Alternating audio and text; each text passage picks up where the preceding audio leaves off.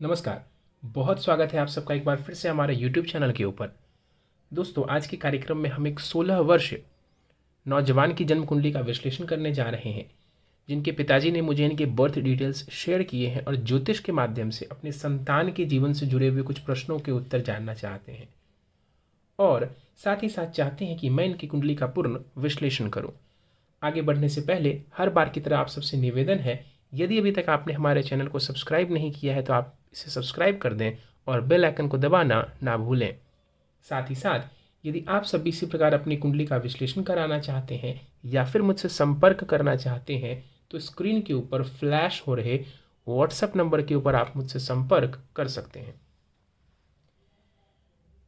सीधे आ जाते हैं आज के कार्यक्रम के ऊपर। इनके बर्थ डिटेल्स को आप सबों के समक्ष रख देता हूं। 12 जून 2005 को इनका जन्म हुआ है। जन्म का समय है रात्रि के 11:55 और जन्म का स्थान है उत्तर प्रदेश। प्रश्नों की बात की जाए तो करियर से जुड़ा हुआ इनका मुख्य प्रश्न है कि जो ये बच्चा है इनको आगे किस क्षेत्र में जाना चाहिए, मेडिकल या इंजीनियरिंग।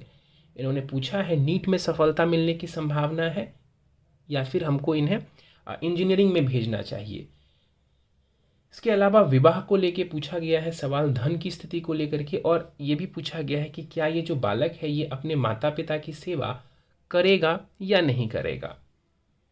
चलिए इनकी कुंडली समझते हैं। लगन कुंडली हमारे सामने है। 11 नंबर से प्रारंभ हो रही है कुंडली। 11 नंबर यानी कि कुंभ लग्न की पत्रिका बनती है। चंद्रमा समझें तो चंद्रमा देव सिंह राशि में जाके बैठे हुए हैं। कुंभ लग्न एवं सिंह राशि की इनकी कुंडली यहाँ पर बन जाती है।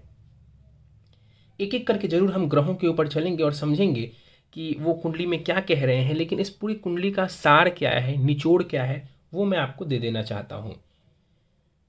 जिनकी ये कुंडली है उनकी बौद्धिक क्षमता, इंटेलिजेंस की मैं बात कर रहा हूं। इंटेलिजेंस अच्छा दिखता है, इंटेलिजेंट होंगे। जो वाणी है, वाणी का विशेष ध्यान रखना है।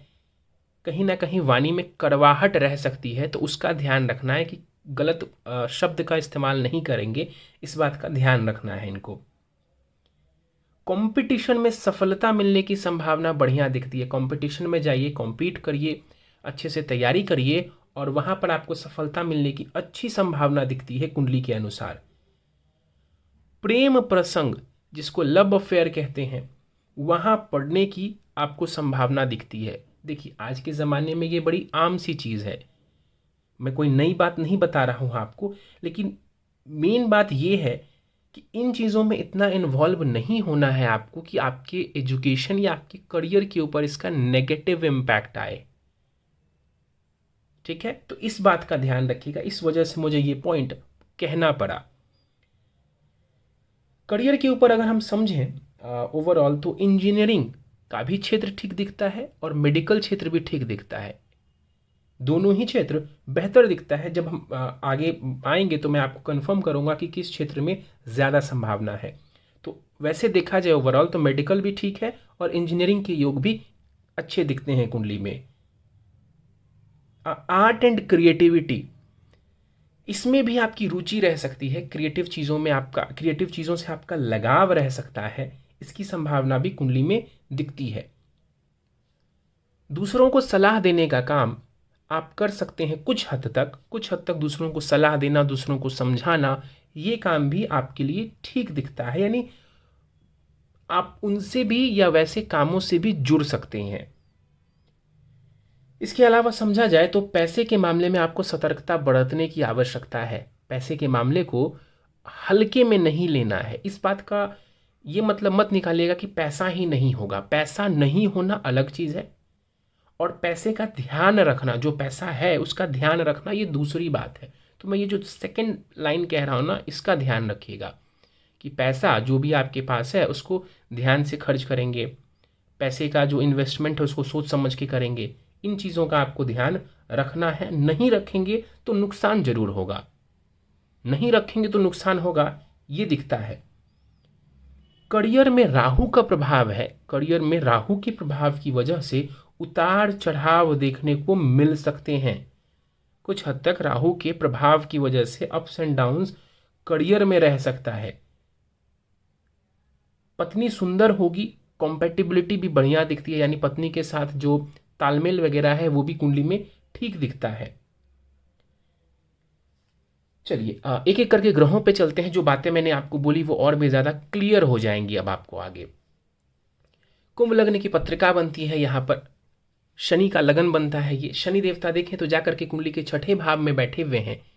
यहाँ पर शनि आपको कंपटीशन वगैरह में सफलता दिलवाने वाला होगा, शत्रुओं के ऊपर विजय प्राप्ति ये शनि आपको करवाने वाले होंगे। दूसरे भाव में समझे तो मंगल एवं राहु सेकंड हाउस में बैठे हुए हैं। मंगल राहु की युति को बहुत अच्छा नहीं माना जाता है। मंगल इस कुंडली में करियर का भी स्वामी बनता है और राहु के साथ जाके बैठा हुआ है। हालांकि डिग्री डिफरेंस बहुत ज़्यादा है, लेकिन फिर भी प्रभाव तो काफ़ी हद तक राहु का आएगा मंगल के ऊपर। इस वजह से करियर में उतार चढ़ाव रह सकते हैं, तो बड़े ध्यान से उसका अपने काम पे फोकस करिएगा, अपने करियर के ऊपर वाणी का विशेष ध्यान रखिए। और फाइनेंस का जो सेविंग्स है, जो एक्यूमुलेशन ऑफ वेल्थ है ना, वहाँ पर भी आपको ध्यान रखने की ज़रूरत है।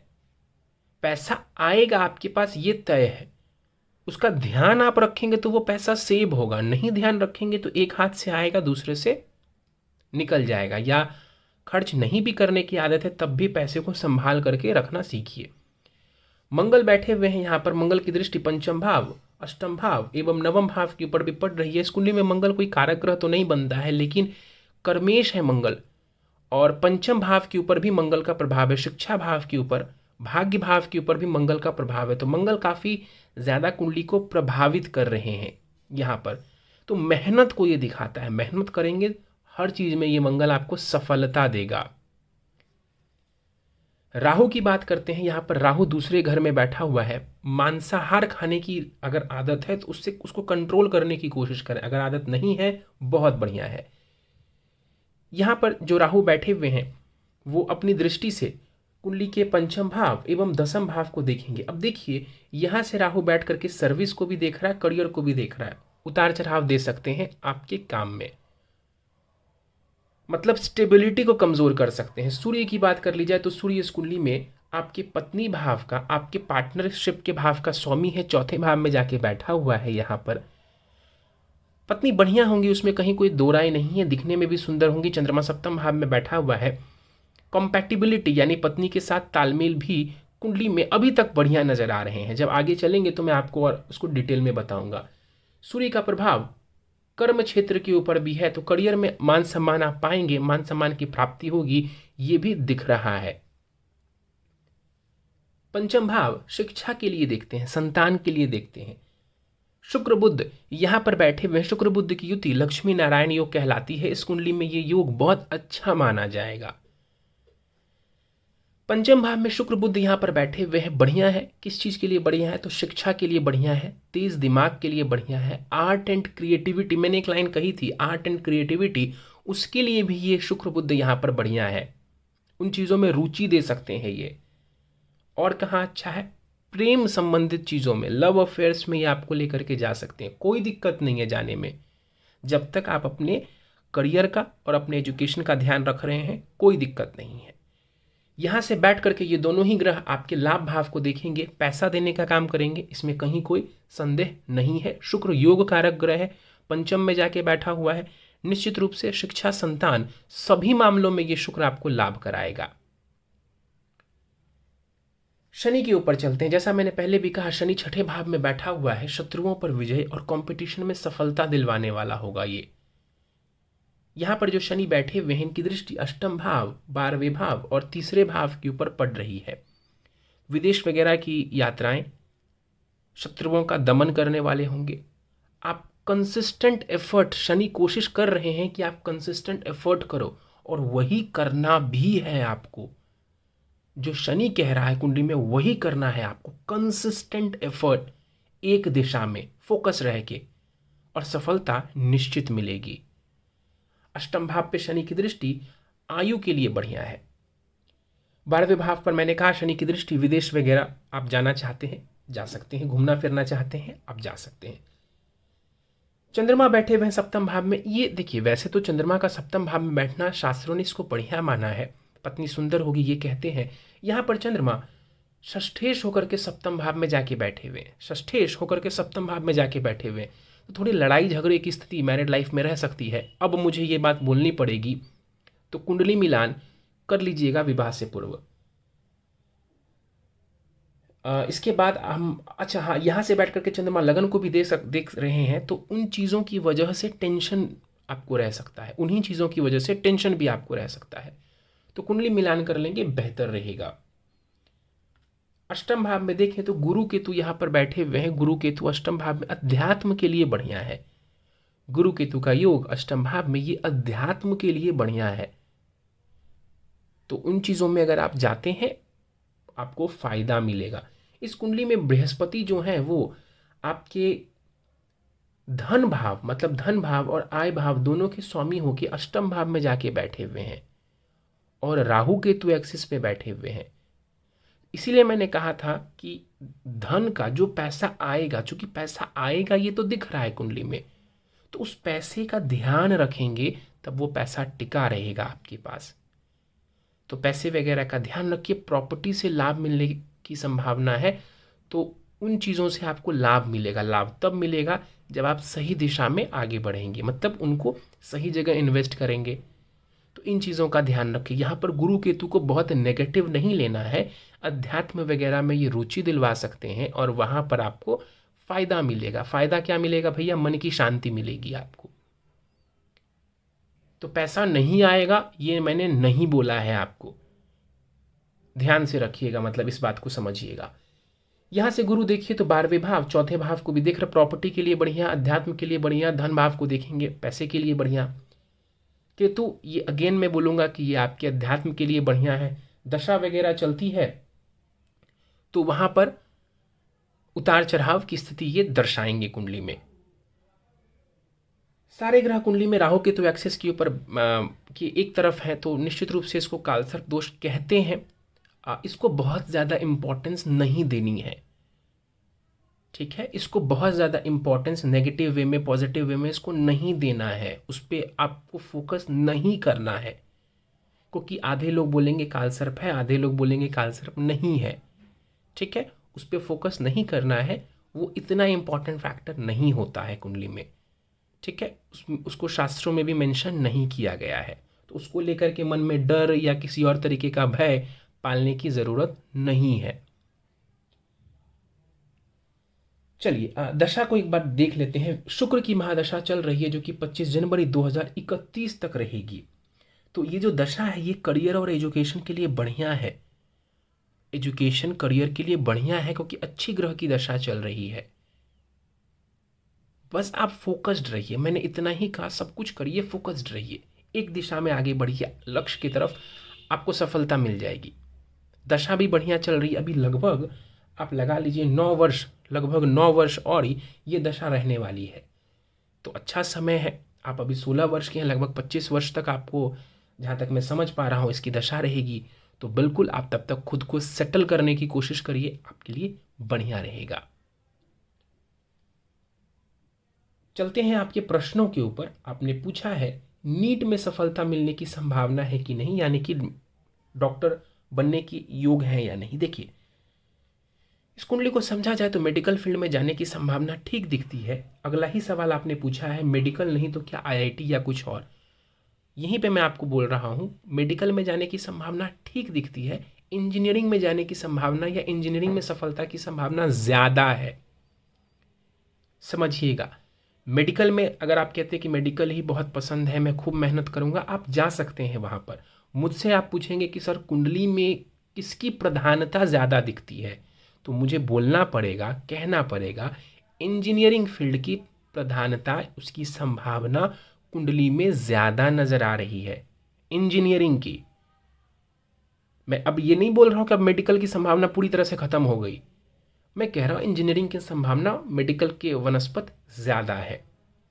आईआईटी वगैरह करना चाहते हैं, बिल्कुल अपने लक्ष्य को बड़ा रखिए। अभी तो शुक्र की दशा चल रही है, पंचम भाव से कनेक्शन है शुक्र का, बिल्कुल आप कीजिए उसमें, और हायर गोल्स के लिए जाइए क्योंकि दशा बढ़िया चल रही है।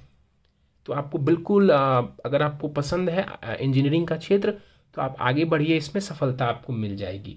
मेडिकल में जाएंगे, ज़्यादा मेहनत करने की, ज़्यादा फोकस्ड रहने की आपको आवश्यकता पड़ेगी वहाँ पे। ना तो मैं उसके लिए भी आपको नहीं कहने वाला हूँ, सीधी सी बात है। लेकिन इंजीनियरिंग की संभावना थोड़ी ज़्यादा दिखती है कुंडली के अनुसार। विवाह वगैरह कैसा रहेगा? विवाह अच्छा है। अ, मैंने जैसा कहा, पत्नी भी बढ़िया होंगी, समझदार होंगी, सुंदर होंगी, यंग दिखने वाली होगी, तो ये चीज़ें बढ़िया है। परेशानी ये है कि चंद्रमा यहाँ पर षष्ठेश होके बैठे हुए हैं, थोड़ी बहुत क्वारल यानी लड़ाई झगड़े रह सकते हैं। और D9 को भी एक बार जरा आप निकाल के देखेंगे ना, तो मंगल केतु सप्तम भाव में आपको मिल जाएगा नवांश कुंडली में। तो लड़ाई झगड़े की संभावना वैवाहिक जीवन में दिखता है। भले सब कुछ ठीक रहे, लेकिन लड़ाई झगड़े वहाँ पे रह सकते हैं, तो इसका ध्यान रखिएगा। क्या कर सकते हैं आप? कुंडली मिलान करके विवाह कर सकते हैं। धन की स्थिति आपने पूछी है, पैसा रहेगा, पर यह हो सकता है कि उसमें उतार चढ़ाव रहे। मैंने थोड़ी देर पहले एक बात बोली थी, शायद आपको ध्यान हो, कि करियर में भी उतार चढ़ाव दिखता है। अब इंजीनियरिंग में आप समझो तो हो सकता है इंजीनियरिंग में कई बार जॉब व्यक्ति को बदलना पड़ता है, जॉब बदलनी पड़ती है लोगों को, तो हो गया ना उतार चढ़ाव, हो गया उतार चढ़ाव। तो इस तरीके की परिस्थितियां आपको जीवन में देखने को मिल सकती हैं। धन के मामले में भी उतार चढ़ाव। माता पिता की सेवा करेगा या नहीं? काफ़ी हद तक मुझे लगता है कि ये करेंगे, लगता है कि करेंगे, इसलिए मैं ना नहीं बोलूँगा। माता पिता की सेवा करेंगे, इसकी संभावना काफ़ी हद तक कुंडली में दिखती है। हाँ, अगर आप बहुत ज़्यादा उम्मीद लगा के बैठे हैं, डिपेंड करता है उस बात पर भी, लेकिन वैसे इसमें कोई परेशानी नहीं दिखती है कि मैं आपको बोल दूं कि नहीं ये ऐसा नहीं करेंगे। नवमांश कुंडली में समझें तो ग्रहों की स्थिति वहां पर अच्छी हो रही है। शनि वर्गोत्तम है, गुरु चौथे में बैठा हुआ है, वहां पर ये भी बढ़िया है। शुक्र आपके उच्च के हैं वहां पर, और शुक्र की ही दशा चल रही है। बुध वहां पर गुरु की राशि में है। ठीक है, तो ओवरऑल आपका D9 चार्ट भी स्ट्रांग है। लड़ाई झगड़ा मैंने बोला है मैरिज के लिए, वो एक अलग पॉइंट है, वो ध्यान में नोट करिएगा आप। अदरवाइज D9 से हम ग्रहों के स्ट्रेंथ को भी देखते हैं, वो बढ़िया दिख रहा है मुझे। तो अच्छी है कुंडली, फोकस रहिए, फोकस्ड रहेंगे, सफलता ज़रूर मिलेगी। जिन चीज़ों में सावधानी बरतने को बोला है वहाँ सावधानी बरतेंगे, जिन चीज़ों की सलाह दी है करने को वो करेंगे। कुछ उपाय मैं आपको दे देता हूँ, बहुत सरल से उपाय हैं, इजीली आप कर सकते हैं, फ्री ऑफ कॉस्ट आप करेंगे। मतलब अगर करना चाहें तो फ्री ऑफ कॉस्ट है ये सब। हनुमान चालीसा पढ़िए, सिंपल उपाय है, आपको भी पता होगा और वही करना है आपको। 3 times एवरी डे, 3 बार प्रतिदिन हनुमान जी में ध्यान लगाइए, भक्ति करिए, लाभ मिलेगा आपको। एक मंत्र दे रहा हूं आपको, फायदा होगा इससे आपको। ओम ऐम सरस्वतये ऐम नमः, प्रतिदिन 1 माला जाप करिए। पढ़ने बैठे 11 बार 21 बार भी जाप कर लें, या माँ सरस्वती का ध्यान लगा के बोल के इसको फिर पढ़ने बैठे। समय मिलता है शुक्रवार के दिन मंदिर चले जाइए, माता रानी के दर्शन कर लीजिए, मंदिर कोई भी हो सकता है वहां पे। बस इतने ही उपाय करने हैं, इतना समय, मुझे उम्मीद है कि आप इतना समय निकाल सकते हैं। इन उपायों को करेंगे तो डेफिनेटली जो नकारात्मक चीज़ें हैं उसका जो प्रभाव है वो कम हो जाएगा कुंडली में। और बाकी जो सलाह दी है वो और भी ज़्यादा, जो प्रैक्टिकल सलाह दी है वो बहुत ज़्यादा ज़रूरी है। चलिए, तो दोस्तों ये था इस 16 वर्ष नौजवान की जन्म कुंडली का विश्लेषण। उम्मीद है आपको हमारा यह विश्लेषण का कार्यक्रम पसंद आया होगा। कार्यक्रम पसंद आया तो आप इसे लाइक करें, शेयर करें। अभी तक यदि आपने हमारे चैनल को सब्सक्राइब नहीं किया है तो आप इसे सब्सक्राइब कर दें और बेल आइकन को दबाना ना भूलें। साथ ही साथ यदि आप सब भी इसी प्रकार अपनी कुंडली का विश्लेषण कराना चाहते हैं तो स्क्रीन के ऊपर फ्लैश हो रहे व्हाट्सएप नंबर के ऊपर आप मुझसे संपर्क कर सकते हैं। इस वीडियो में फिलहाल इतना ही। आप सभी का बहुत बहुत धन्यवाद।